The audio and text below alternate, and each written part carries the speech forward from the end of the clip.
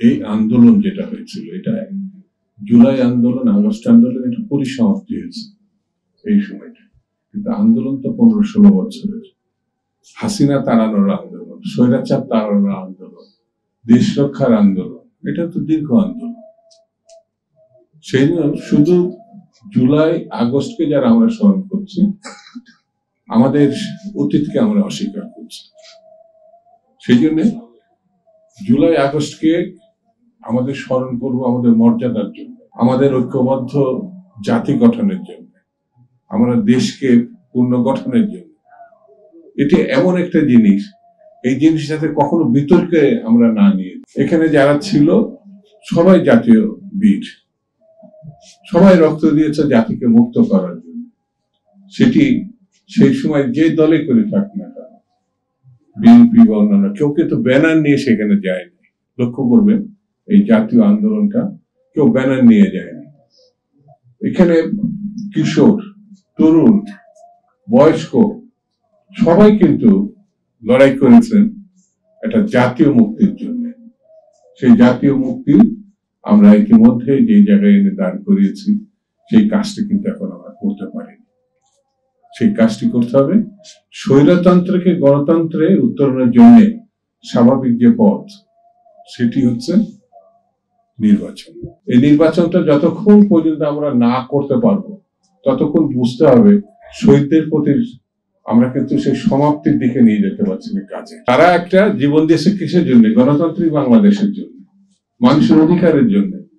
যে মানে সামান্য বলি আর বড় বলি, সেই ভোট অধিকারটা আমরা কিন্তু এখনো মানুষের ফিরিয়ে দিতে পারিনি, যেটা হাসিনা কেড়ে নিয়েছে। সেই কেড়ে নেওয়া ভোট অধিকারটা ফিরিয়ে দিতে হবে। ফিরিয়ে দিলে তারা যে পছন্দের প্রার্থীকে বা দলকে, মার্কাকে জিতাবে, তার মধ্য দিয়ে আমরা একটি জাতীয় সরকার গঠন করতে পারবো। সেই সরকার যতক্ষণ পর্যন্ত আমরা করতে না পারবো, ততক্ষণ পর্যন্ত শহীদদের প্রতি যত যত মর্যাদা আমরা দিতে পেরেছি, এটা কিন্তু বলা যাবে না। তাদেরকে যদি মর্যাদা দিতে হয়, সম্মান জানাতে হয়, তাদের আত্মার কথাটা যদি আমরা শুনতে চাই, তাহলে এখানে একটি গণতান্ত্রিক সরকার প্রতিষ্ঠা করতে হয়। সেই কথাটা কিন্তু আজকের বক্তারা বিভিন্নভাবে বলে আসছে।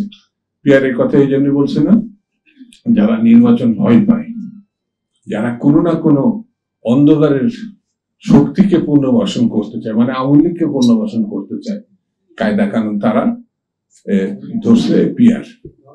আমার কাছে মনে হয় পিয়ারটা এখন যথেষ্ট না। যদি কেউ করতেও চায়, তাহলে এই কর্মসূচিটা জাতির সামনে তাদের নিয়ে গিয়ে ভোট করা উচিত।